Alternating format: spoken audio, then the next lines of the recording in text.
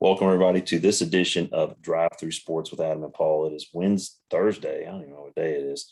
Thursday, December 30th, one day away from New Year's Eve, starting 2022. Hope everybody has some good New Year's Eve plans. I know we're going to have a few folks, family members over here tomorrow night, as we usually do. Paul, what you got going on tomorrow night?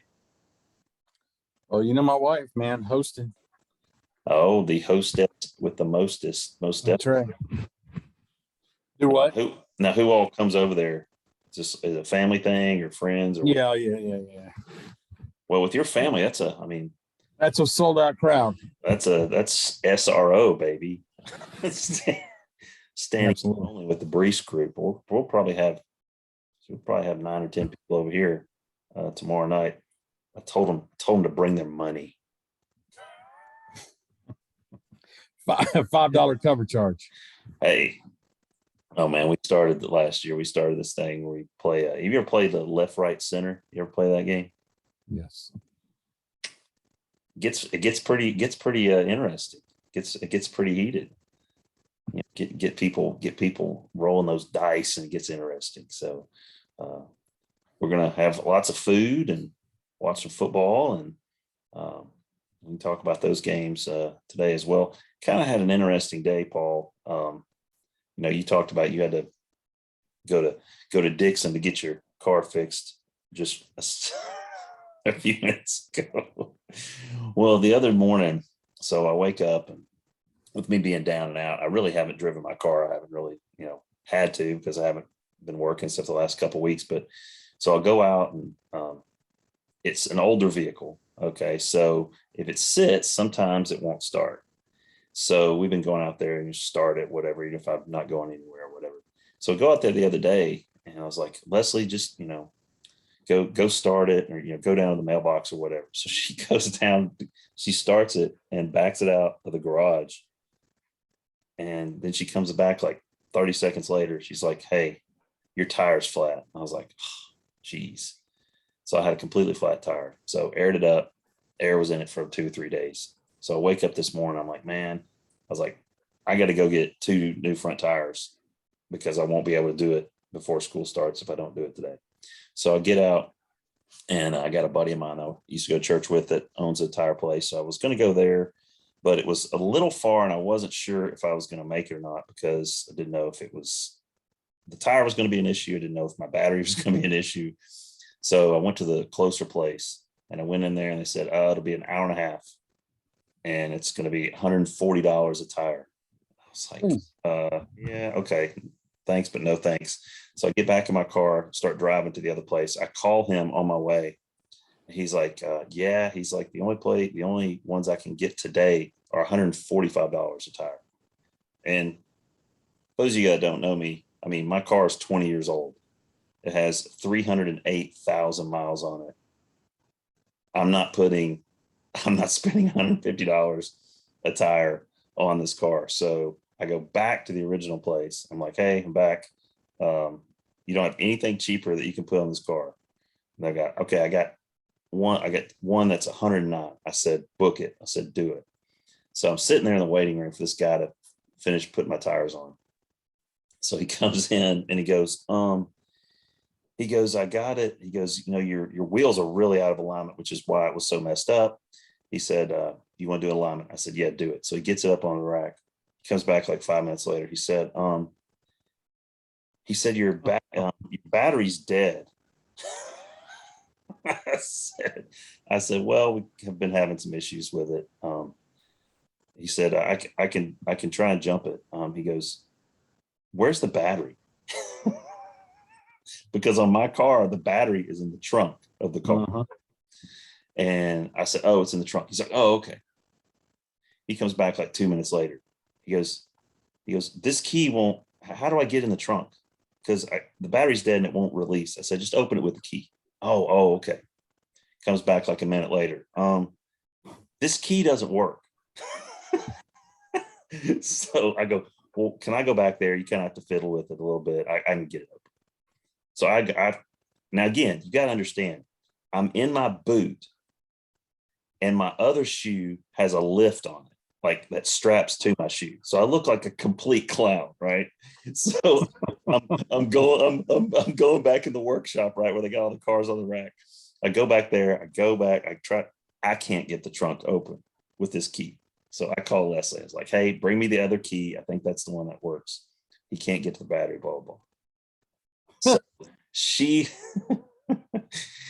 he ends up charging the battery. I said you can jump the battery from the engine bay, but you have to do it. There's like a connection up there. So he did that and he got it started. Gets it off, whatever, pulls it out in the parking lot. So I'm thinking, I put the key in, I pay, I go out to leave.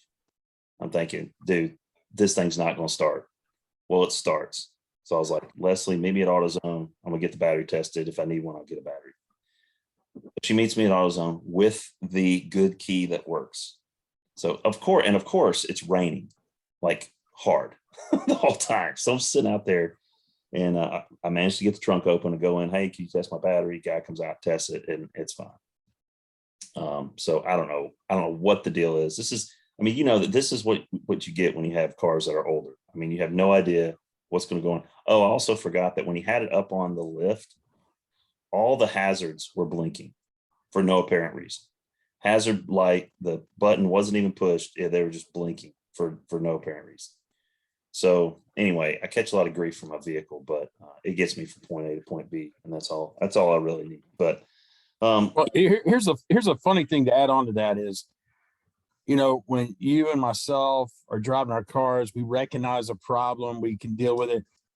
I drove my daughter's truck home tonight after dropping off my son's car, and she's got like multiple check engine lights on. Oh no! And so I called her up and I was like, hey, do you know this light is on? Yeah, it's been on for a while. I was like, are you gonna tell somebody? I mean, kids are just like, hey, as long as it's running, it's good, right? If you turn the key and it starts, everything's fine, right? Absolutely. Yeah.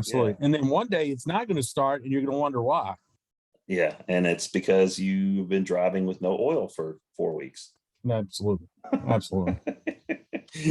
Yeah, so car issues it's always something going on with the vehicle. But well, Brees, I think we got to start with our drive through sports part tonight.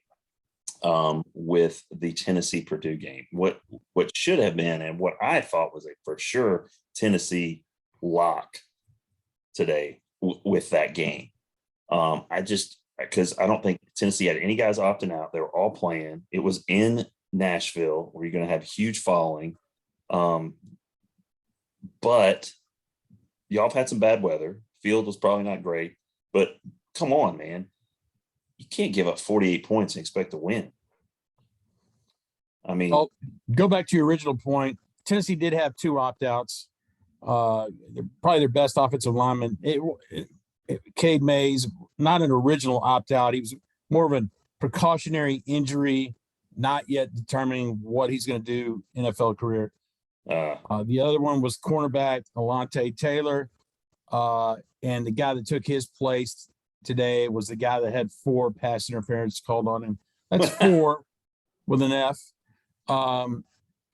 And so were they difference makers? Those replacements, maybe not as much on the offensive line, but definitely in the secondary where the Purdue quarterback, Aiden O'Connell, had not only a career a day, but a record-breaking day. It's the most yards that Tennessee's given up in their football history.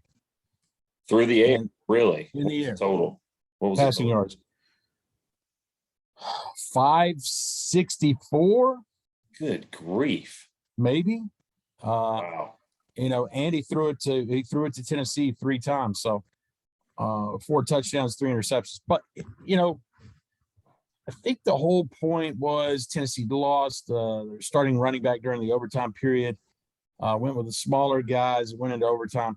And I guess if we want to revert back to the last offensive series right before overtime started, where Tennessee could have made a game-winning field goal. Some of the play, not somebody called me up and was like, "Hey, what's the deal with the play calling?"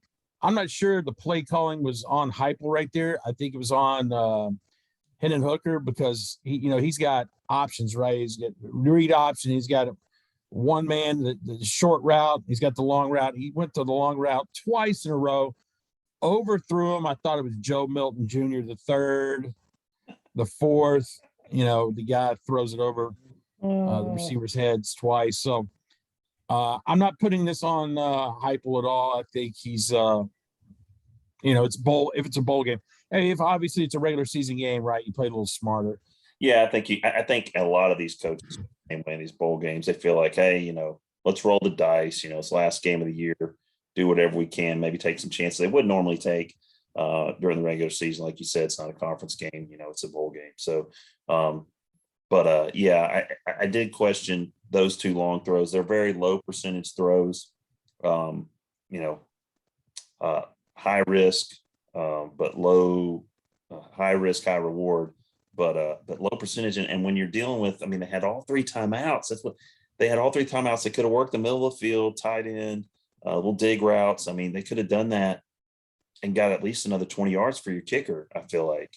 And I feel like that was something that was missed. And in his defense, doing the show. Here's right now. Here's the funny part, Adam. Rosie's here. I'm doing the show. You should mute yourself, Adam, when you're yelling at yourself. I'm yelling at myself. If you hit the mute button, then we don't recognize that you're screaming. All right, hold on then. Production value. But yeah, that's okay. So it was 5:34 by Aiden O'Connell. I even tweeted out something about it, and go. Anyway. Okay, keep going. I haven't mastered the mute button yet. Yeah. There we go. Camera on wheels. It is camera on. Actually, you told me from the very start that Rosie was going to cause a problem, and so there we go. Also the problem, Adam, is I have 3 dogs myself, so you can understand. The dog gets in here. Mm-hmm. Door at the beginning of the show. Say, look, dog, if you want freedom, you have it. I'm giving it to you right now. Okay. Yeah. What does she do? Yeah. She opts out of freedom is what she did. Opts out, transfer portal. She entered the portal. She didn't, but no, she stayed. She stayed. Then you get 10 minutes into the show. She wants to go in the transfer portal and she wants out. Speaking of opting out, Adam, I had to do a hashtag Fade Freeman. I took the Pitt Panthers and the +3 for Michigan State, and it's panning out. I think you were the one that told me, right? Their quarterback was opting out. They got their third string guy in there right now, and it's 21-10, and all is good with the world because I lost too many bets with the Tennessee game. Like you talked about, I had some people ask me today, what's the lock? I thought the Vols were a lock. I even had it, in on, Monday I caught it at like -4.5. So I thought, man, this is great. So anyway, back to betting on college basketball. College basketball, you never know what you're going to get. You never know what you're going to get with all these cancellations and everything. That's right. That's crazy. Right. It's crazy. Yep. Now Kentucky's doing something interesting. They're playing, considering Michigan State is playing football right now. Kentucky's playing High Point and honoring Tubby Smith tomorrow night. Now, High Point just got finished playing Michigan State, who's ranked, and almost beat them. Played pretty well. Yeah, had them down at half. So they are, I don't know if they're obviously not a top 20 team, but they've got some guys that can play, probably an older roster, guys that have been playing together for a while. I would imagine that's kind of how those schools are put together. Get a lot of upperclassmen with a lot of experience. So who knows? This Kentucky team, they're different. They got a point guard, the guy from Georgia, Wheeler, man, golly, he was just, I guess, because he was at Georgia, he was unknown. By the way, Georgia lost to Gardner Webb at home by 18. Georgia, not very good. They're bad, just straight up bad. Yeah. But yeah, I think it's going to be interesting once the SEC gets in full swing. Auburn beat LSU for the first to give them their first loss, so they're going to drop a little bit. But you got like 5 or 6 teams that are ranked in the top 20. I think it's a more balanced league than it's been in quite some time. You know, I still think Kentucky is right up there. You know, Tennessee had a big win. Last week, was it last week they had the big win over Arizona? Over Arizona, who's so undefeated. So going to your UT thing, you know, we opened up against Alabama last night down in Tuscaloosa, and as soon as the game started, we took the L, but we didn't have Kennedy Chandler, starting point guard, 5-star guy, and we didn't have your favorite player, John Fulke. I don't know who I like least, Fulkerson or Vescovi. Vescovi. The import. Here's what I do know: you either got to pick Fulkerson, Dan Fetterman, or Doug Roth. As my least favorite Vol ever. I don't know. Doug Roth had a likable quality about him because he was so bad. Fetterman again, just kind of a nondescript 6'10" guy, you know. It's Fulkerson. Yeah, he really didn't bring anything to Fulkerson's at least got a skill set. I think the one guy that Tennessee basketball is going to look back on and say, how did we have this guy on scholarship? Has got to be John Snodgrass. And here's what's crazy. When I see Tennessee basketball, I think John Snodgrass and Dyron Nix. Those are the two guys that come to mind. Not Allen Houston, not not Dale Ellis, not these. It's those Bernard. And I don't know why that is, but I think it's just because you and I would go back and forth with the Dyron Nix. He was your guy. He was my guy, man. Big fan. Yes, big fan of Dyron Nix. Could throw it down. But yeah, Tennessee is going to be one of those teams that, you know, Rick Barnes is a good coach. You know, they're going to play defense, and they got some guys. I mean, they got some guys that can play. You mentioned the Chandler's the point guard, but I think we got to talk a little bit about these 2 games coming up tomorrow. These 2 big semifinal games. Obviously, the first game, I think everybody has pretty much penciled in Alabama in the championship game. And I mean, I don't see that changing. I mean, they're double-digit favorites. And they're probably playing best football of anybody in the country right now. You know, they did lose, Mechie during the SEC championship game, but it didn't really slow them down. I don't think they're going to slow down. They got lots of guys. They got Jameson Williams, and they got Billingsley, and they got, a lot of other guys that can come in there and basically fill that role. Obviously, maybe not to the same talent level as Mechie, but, I don't think they're going to fall off that much. Cincinnati's got a really good running back. If he can get going, it'll be, it won't be a cover. But I don't know if you're going to have a whole lot of success running against Alabama's front 7. But I don't know. What do you think? You think this is a watchable game? You think it's a blowout? Oh, it's definitely a watchable game. Yeah. Here's what I do know. My dog is acting like your dog. She's wanting to go outside.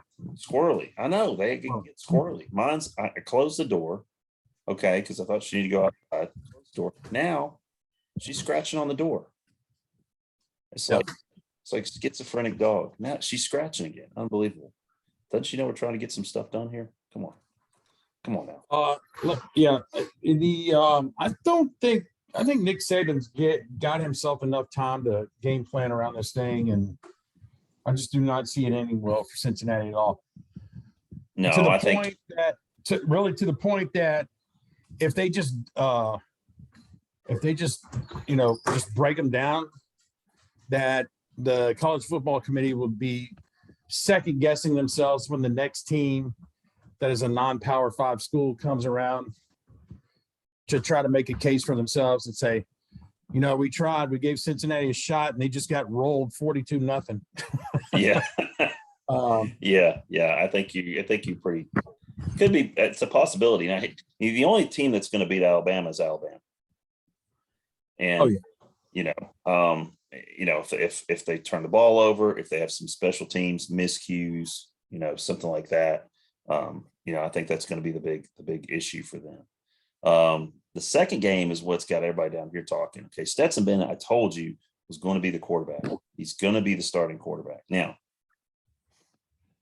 if he doesn't get off to a good start, do you put JT Daniels in? Is he even healthy? They have not even talked about that here. So they've said that everybody's getting reps down to the third string guy. But, I mean, this is for everything. And personally, I think Michigan is playing with house money on this deal because they weren't even ranked to start the season. This is the first time this has happened that an unranked team has made it to the college football playoff. So they're playing with house money, and Georgia's coming off their worst game of the year. Now, is that going to motivate them? Does Michigan match up well with them? Because Michigan likes to pound the football. They like to run the football. Are they going to be able to do that? Because one of the issues that you were telling me that your Michigan faithful were telling you was that, hey, we can't throw the football when we have to throw the football. If that becomes the case, because that's where Georgia's weak, if they can't exploit that, then I think this could be, 34-10 Georgia, possibly. That defense gets right and just starts dictating the whole game. And that's what you could end up with in the later game. What do you think? Well, listen, living in SEC country, right? We have a lot of transplants down here from up north that are really, really chirping. And, this is their shot, right? I mean, we've seen, I keep telling these people, look, what has Ohio State done? Every time they've walked in here, we've shown them who their daddy was, right? Yeah. Here's the problem. They say, we're not Ohio State. Well, I don't know what to tell you, but I'm afraid it may be the same result because the SEC is the SEC.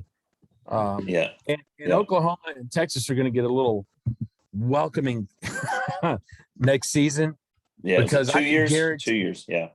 Or 2 years. Yeah. I can guarantee you that whoever, if there's a chance, they are going to foot on the gas and run it up on either one of those teams if possible, because you can't you think you can leave the easy and come to the more difficult. No, you're going to be lucky to go 6-6, buddy. Yeah, I mean, it's a dogfight every day. That merger, like that in the future, hey, in 2 years we're going to be in the SEC. That got Lincoln Riley out of Norman fast. Like, he's like, I got to go somewhere where I can be 11-1 every year without even trying. I'll go to the Pac-12 and do that, where all I got to worry about is beating Oregon, who didn't look great last night. Horrible. 30-3 at halftime. It was basically their defense was so bad. Of course, their best player, Thibodeau, he opts out. So you got no pass rush. And, Oklahoma's pretty much doing whatever the heck they wanted to do, however they wanted to do it last night. They got some scores late, third quarter. I think they scored on 3 straight drives. Oregon did, but it didn't matter at that point because Oklahoma's just answering them, score. So if you like the offense, you like the Alamo Bowl last night. Yeah, these 2 games tomorrow, I think they're going to be good games for the SEC. I think they're going to be I told you so games for the Big Ten, and the non-Power 5, Cincinnati. And you're going to end up with You know, 2000, what two was it, 2018, 2019 all over again, national championship, Georgia, Alabama. You know, can Georgia get over the hump? I saw a really funny SEC short today on YouTube with the guy, the guy that does the SEC shorts, little skits, and he was in a Georgia jersey, and it was Georgia and his girlfriend, and she had a sash, and his girlfriend's name was Hope, and he's like, they were in therapy. Oh man. If you get a chance to watch it, it's pretty funny. My dog is causing serious damage to this door, and you guys don't call PETA on me right now, because this dog's about to get a dose. What is your function? That's awesome. Dog, crazy dog. 5-pound menace is what she is. 5-pound menace. Oh, geez. Well, I guess with the national championship stuff, that's kind of looming. Oh, a little news here. I don't know what the COVID situation is in your neck of the woods, but I told you earlier, one of the school districts down here that is a metro district, a neighboring county, just said that they are going back virtual that first week because of the spike in cases here. I think we had like 25,000 new cases here in Georgia in one day. Uh-huh. And Leslie was talking to Abby. She said that people are coming into the emergency room just to get tested, because they can't even get tested anywhere because there's no place to do it. So I don't know. Are we trending back to going back to the way it was? They just canceled the Peach Drop. I know there's a big New Year's Eve televised thing in Nashville tomorrow night, but they canceled the Peach Drop altogether. And it's kind of funny because you get 75,000 people at the Peach Bowl right now in Mercedes-Benz, but we're canceling the Peach Drop. Yeah. So I don't know, but I don't know what the future holds for that. But, anyway, so now, are you still coaching basketball? Currently, I have moved on to.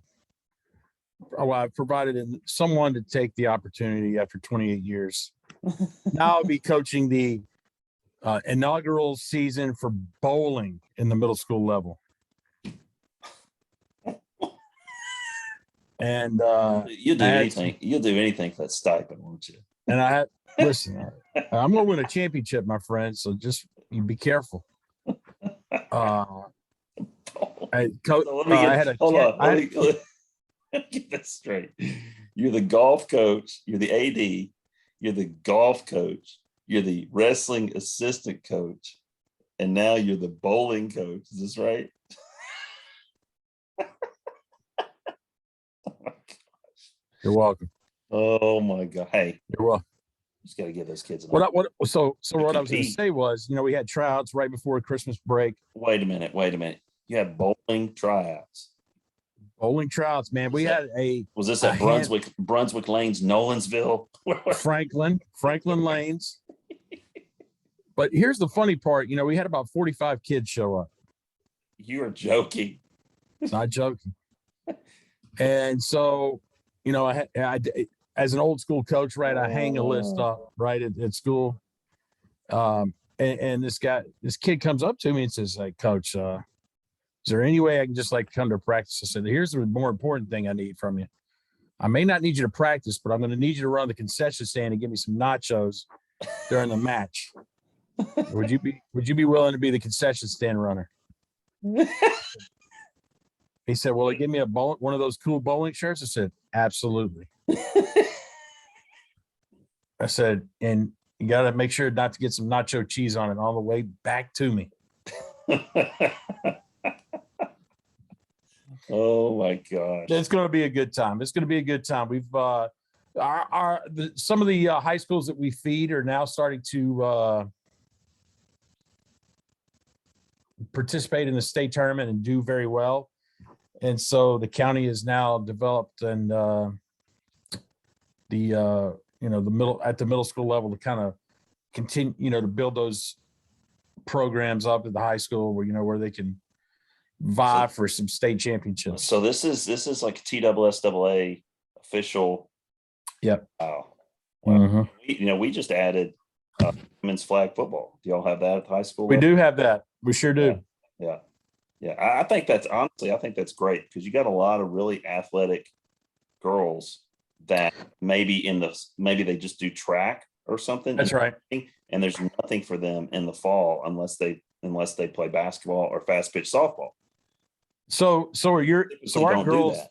our girls flag football is going to be in the spring. Is yours going to be in the spring as well? No, they just had it in the fall. They have it with regular football season. And the way they do it, since there's so few teams at this point, they do a jamboree type format. So once a week, they'll have like 2 games and it'll be a jamboree. And then they'll have like a Saturday, we'll have a jamboree where they might play or whatever. Yeah.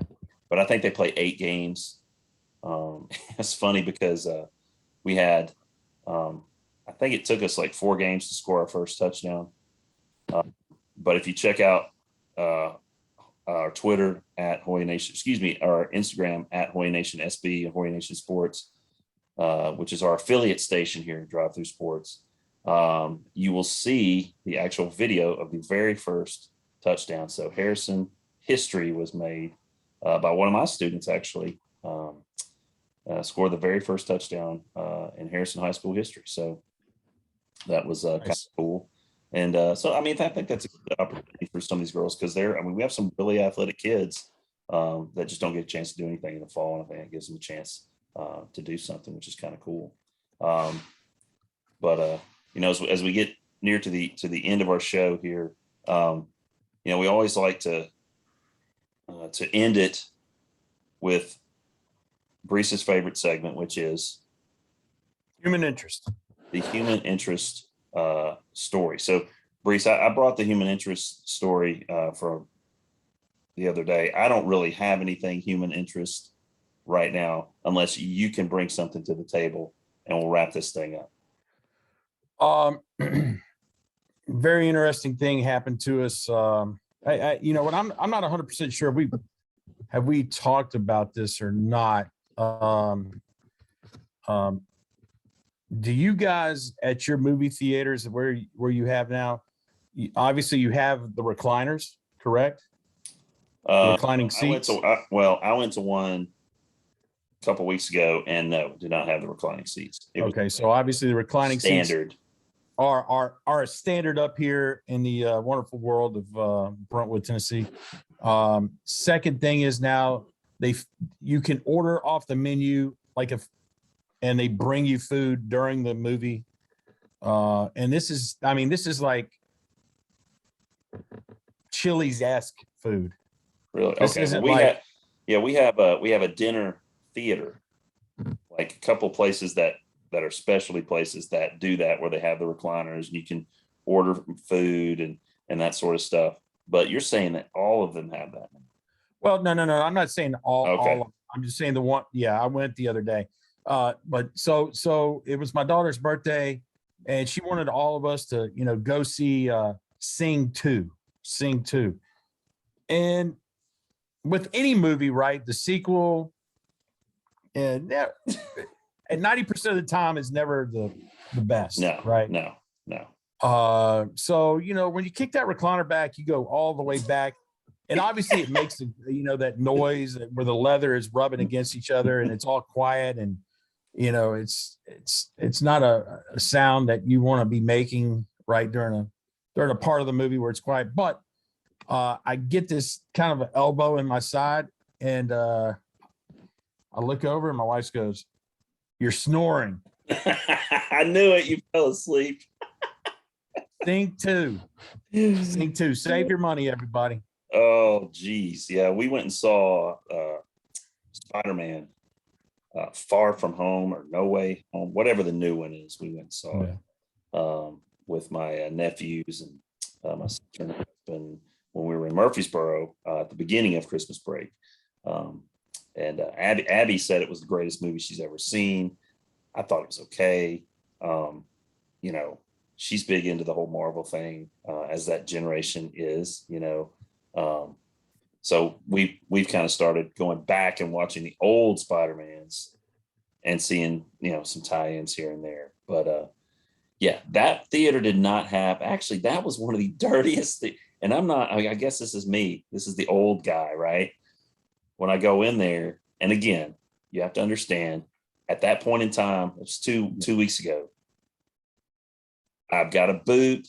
I've got no lift this time, but I'm on crutches. Okay. So I'm going into this theater, dude. There's popcorn, like the floor is all sticky. I mean, there's popcorn like from the time you got into the front door, there's popcorn on the ground all the way until you get in the theater. Like just random popcorn and just trash everywhere. I'm like, what is going on? And it wasn't like it was you know, Hundred Oaks Mall, 99 Center. You know, I mean, this was like a legit theater, like an AMC. And Yeah. I'm going in it. I'm just thinking to myself, this place is trashed. This is the dirtiest I've been in my entire life. I was like, have they not cleaned it since they reopened from COVID? I mean, what is going on? And I was just floored at how dirty it was. But and I'm not a clean freak, but I mean, come on, you know, at least get the popcorn off the ground, for crying out loud. But anyway, again, that's the old man get off my lawn version of the movie theater for me. But anyway, well, guys, thanks for putting up with us for a few minutes here and listening to our episode. Again, big NFL weekend coming up, playoff implications, seeding coming up, especially for these guys right here, the Titans. You know, which team's going to show this team that lost to Pittsburgh and the Jets? I mean, Hope not. let's hope not. I mean, if they win and Indy loses, they win the division and could end up with a 1 seed in the East, depending on how everything else falls. But we'll have to see the next coming days, and we'll bring another episode to you probably in the Next year. new year, 2022. This will be our third year of operation, Reese. It's crazy. It's crazy. All right, guys. Thanks for tuning in, and you've been listening to Drive Through Sports with Adam and Paul.